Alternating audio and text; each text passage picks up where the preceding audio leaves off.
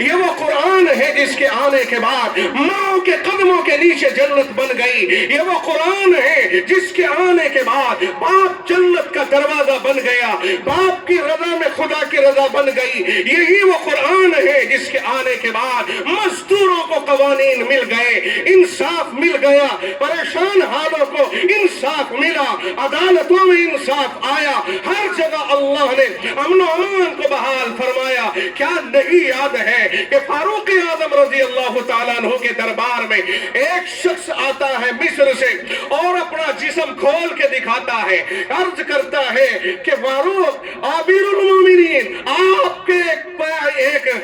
کے گورنر کے بیٹے نے میرے ساتھ میں یہ زیادتی کی ہے, یہ میرے ساتھ میں جو کچھ ہوا ہے, میرا جسم ادھڑا ہوا ہے, وہ ایک گورنر کے بیٹے کی وجہ سے ہے. پوچھا کیا وجہ بنی؟ کہنے لگ گیا کہ امیر المومنین میں گھوڑوں کی ریس میں شامل ہوا, گورنر کا بیٹا بھی شامل ہوا, حضرت عمرو ابن العاص کا بیٹا بھی شامل ہوا, بہت سے لوگ شامل تھے, میرا گھوڑا سب سے آگے نکل گیا, گورنر کا گھوڑا بھی پیچھے رہ گیا, اس کے بیٹے کا گھوڑا بھی.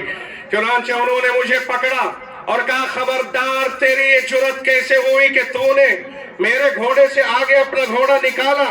امیر المومنین وہ ایک جانور تھا, دوڑ رہا تھا, آگے نکل گیا. میرے ساتھ اس نے پھر یہ زیادتی کی کہ جو گھوڑا اور درہ تھا اس کو میرے جسم کے اوپر مارنا شروع کیا, اور یہ جسم کی جو حالت بنی ہوئی ہے, جسم ادھڑا ہوا ہے, یہ اس گھوڑے کی وجہ سے ہے. ایھا الامیر قد ظلم علی ابن الامیر, اے امیر المؤمنین میرے اوپر ایک گورنر کے بیٹے نے ظلم ڈھایا ہے. اکیلا شخص مصر سے اور یہاں مدینہ منورہ میں آ گیا. فاروق اعظم چونکہ قرآن کریم کا متوالا اور بارہا قرآن کریم فاروق اعظم کی رائے کے مطابق بھی نازل ہوا, جو رائے زمین پر فرش پر فاروق کی ہے وہی رائے خدا کے عرش پر ہوا کرتی, اور جبریل بہت سی مرتبہ آیا کہ جو رائے عمر کی فرش پر ہے وہی رائے خدا کی عرش پر ہے. یہ قرآن کریم کا چاہنے والا فاروق کہتا ہے بیٹھ جا, جب تک تجھے انصاف نہیں دلوا دوں گا چین سے نہیں بیٹھوں گا. چنانچہ وہیں سے بلوایا باپ و بیٹے کو, اور یہاں مدینہ منورہ میں جب وہ حاضر ہوئے, عدالت لگی ہوئی ہے, فیصل خود امیر المومنین ہے. پوچھا بتائیے اپنی داستان ظلم و ستم. اس نے کہا میرے ساتھ اس بنیاد پر ظلم کیا, وہ وجہ بتائی. بیٹے سے پوچھا کیا یہ سچ بول رہا ہے؟ کہا بالکل سچ بول رہا ہے, یہ غلطی مجھ سے ہوئی ہے. آج دنیا کے اندر حکومت کرنے والے امیر المومنین کے صرف ایک عمل کو دیکھیں, آج دنیا میں بڑے بڑے انصاف کے علم بردار جو دنیا میں ظلم و ستم کے ٹھیکیدار بنے ہوئے ہیں, علم بردار ہیں انصاف کے کہنے کے لیے, اور عملی اعتبار سے ظلم و ستم ان کی وجہ سے ہو رہا ہے.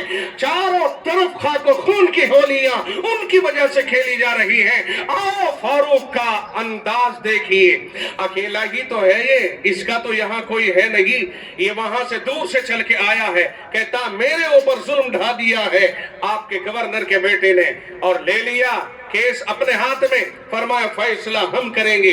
بیٹھ گیا, پوچھا آنے والے بیٹے سے یہ بتاؤ کیا تو نے ہی اس کی دھجیاں اڑائی ہے؟ کہا یہ مجھ سے ہی ہوا ہے.